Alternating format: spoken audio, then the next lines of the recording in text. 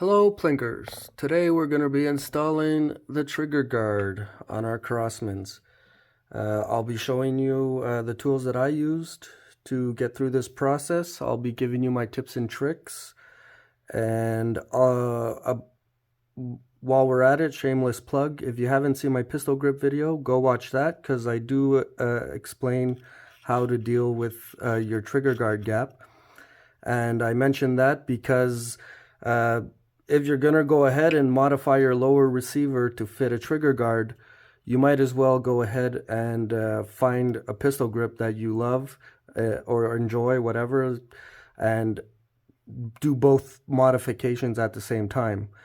I'm the reason I recommend that is if you do both mods separately, there's a small chance that the modifications you do to your lower might overlap. If your modifications overlap and you have to re-drill holes or remove material in different positions, then you might end up with wobble. The other reason I recommend to, you might as well also upgrade your pistol grip is because there is a good chance that you will be able to use the length of your trigger guard to actually fill the role as the your trigger guard gap.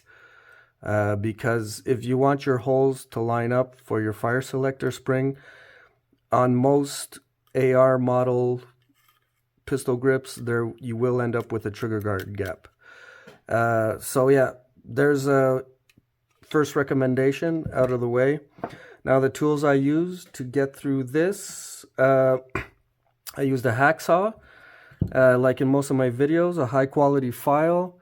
I did use a Dremel and a cutting disc to remove the majority of all the material in the lower receiver. A 3/32 drill bit is what I needed for a Daniel Defense set screw. If you're just modding your trigger guard, you will have to drill two holes, two bores, to fit the set screws to anchor your new trigger guard into place. Other than that, I used an X-Acto blade to mark the limits so I knew how much material to remove. Once you start dry fitting all your pieces together, you can easily see how far you need to go. So you're going to want to make sure you don't impart torque in any direction into your lower receiver as you drill both your holes and install your trigger guard. Any torque you impart into the assembly might cause malfunctions. It's just something you want to avoid. So first thing you're going to have to do is remove the old trigger guard. I just cut it out with a hacksaw. You can use your Dremel. Second step is removing all the material and polishing it so that your trigger guard will snap in snugly with as minimal wobble as possible.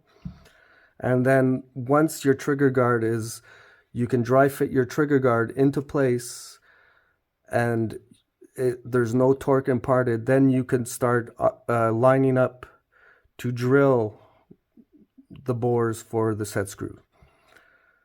Right, so here we go. Okay, so now I'm at the stage where I reamed out the gap for the trigger guard. I did ream through this with a Dremel and a cutting disc. Don't know, yeah, you can see this cutting disc is now gunked up with all this nylon polymer. So just a heads up, that's what's going to happen to your tools. A file really does work great on this, but a Dremel, you just go in there and ream it up. It's gonna gunk, it's gonna make crap, but we are gonna polish it and make it clean. One thing I do want to bring your attention to is, if you can notice on the side right here, you see I didn't go ream the plastic with my Dremel all the way to the edges here, because if you're not being careful and you go in here with a saw or bandsaw or a table saw or a Dremel or a file and you gunk up these side edges right here, well then your trigger guard is going to be loose sideways. You don't want to create any looseness. All of these little edges here, we're going to take care of that with a file and sandpaper. These will be finishing touches. And now I'm at the point where I'm doing just the finishing polishing. So no matter what you use, guys, just make sure you don't grind left to right. It has to be back and forth. You don't want to wear out anything that has to do with the outside structure. You really just want to go in and take out the inside bits. So I've gotten through the process of removing all the material to fit my trigger guard.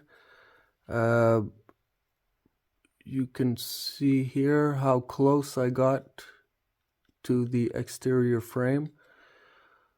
Compared to my last clip, everything is flat and flush with my original marks. And once the trigger guard was in, it was really easy to line up the bore. And to be honest, it practically lines up perfectly. One thing I did need to do as I was dry fitting, on the Daniel Defense grip trigger guard, these inside ledges here were catching on the lower receiver right here. So I chose to use a file and I ground out the convex surface because I didn't want to mar the Daniel Defense grip. And this is concave and making a nice aesthetic job on these little, might have not been fruitful. So I chose to grind out these exterior edges until the trigger guard just snugged, clipped right into place. As I was dry fitting, I did notice that my Daniel Defense, the bore for the fire selector spring, it kind of was not lining up perfectly. So I did take my Dremel and a little Dremel bit here, the standard Dremel bit that comes with most kits, and I only reamed the bore. I didn't grind it left and right. I didn't remove any excess material. I just let it go to the bottom, and I just widened it out just a little bit, and now everything lines up perfectly. The spring holes, the fire selector spring, the bores line up. The bores line up for my set screw. And now the only thing I have left to do is completely reassemble all of this. And yeah, next video I will make a performance proof for my Daniel Defense. This is the Crosman that I took apart in all my videos and I put it back together. If you watch my first one, this guy was shooting like 6 inches to the right, and my scopes didn't even have enough adjustment to bring it back. So yeah, and now it's shooting great. I'm sure this mod is not going to affect the accuracy, but yeah, there will be a performance proof video coming up to demonstrate that maybe Crosman quality control is not always up to par, but if you like tinkering, you can always take these guys apart, put them back together, make sure it's straight, and you will get your quality plinking sessions out of them. So I'll see you next time, plinkers. Always be safe and wear iPro.